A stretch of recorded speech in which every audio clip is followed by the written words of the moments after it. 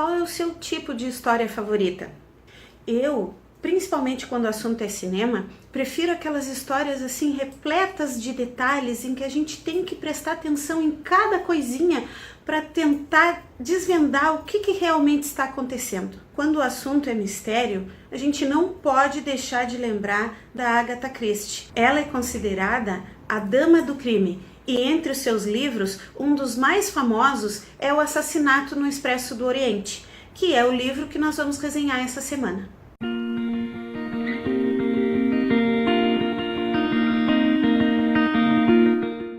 Agatha Christie é uma escritora inglesa que nasceu no final do século XIX. Ela é uma campeã de vendas. Ela tem mais de 80 livros publicados e o conjunto de sua obra já vendeu mais de 4 bilhões de exemplares. Ela é, em termos de número de vendas, a terceira no ranking mundial, só perdendo para a Bíblia e para William Shakespeare. Ela já foi traduzida para mais de 103 idiomas em todo o mundo. Só para vocês terem uma ideia, O Assassinato no Expresso Oriente, quando foi lançado no ano de 1934, foi também um grande sucesso de vendas. Vendeu mais de 3 milhões de exemplares logo no seu lançamento. E aí a gente tem que pensar bem, né?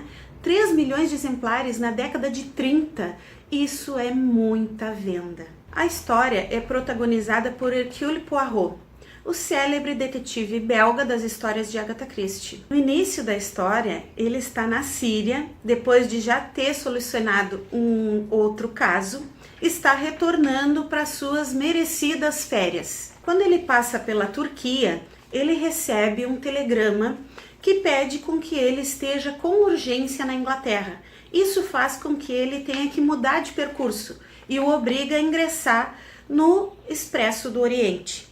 Para aquela época do ano, para surpresa de todos, o trem está lotado, não há vagas na primeira classe. Então ele é instalado provisoriamente na segunda classe, mas logo ele consegue ser transferido para a primeira classe em função da amizade que ele tem com o diretor da companhia, que justamente está viajando no trem naquela noite.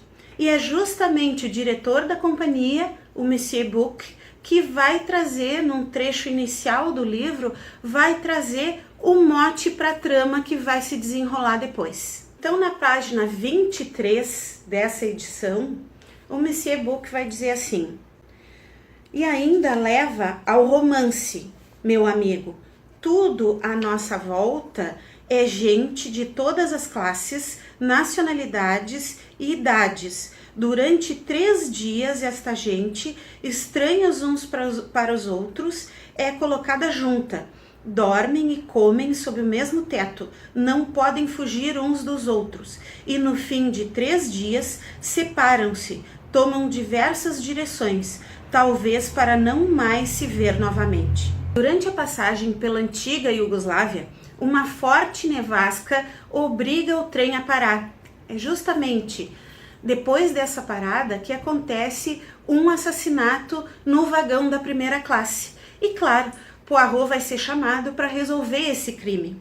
Ele começa então a coletar as primeiras pistas, visita o lugar do crime e percebe que a vítima é uma pessoa que tem um passado duvidoso, é uma pessoa que tem muitos inimigos e é uma pessoa que está com medo de um ataque, de um possível ataque desses inimigos. O livro é dividido em 3 partes: os fatos, os testemunhos e Hercule Poirot para pensar.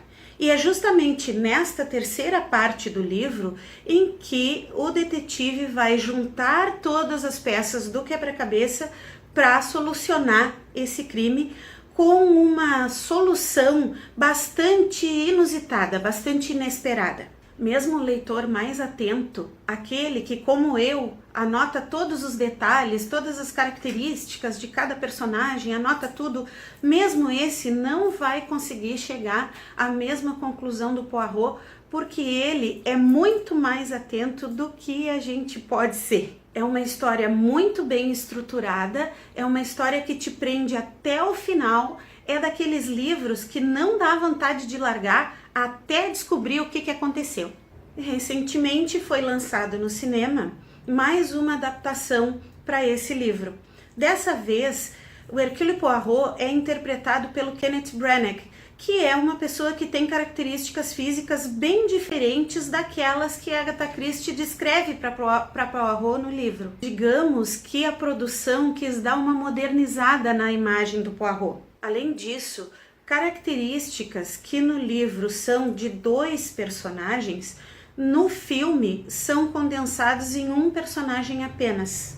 E a construção da hipótese pelo Poirot, que no livro leva muito diálogo, leva muitos capítulos, no filme é condensada em uma cena só, o que se justifica pela necessidade de ter que colocar a história dentro de 2 horas. Para além das diferenças no roteiro, esse é um excelente filme, muito bem produzido, com um elenco repleto de estrelas e uma fotografia muito bonita. Aí um pequeno spoiler sobre o filme.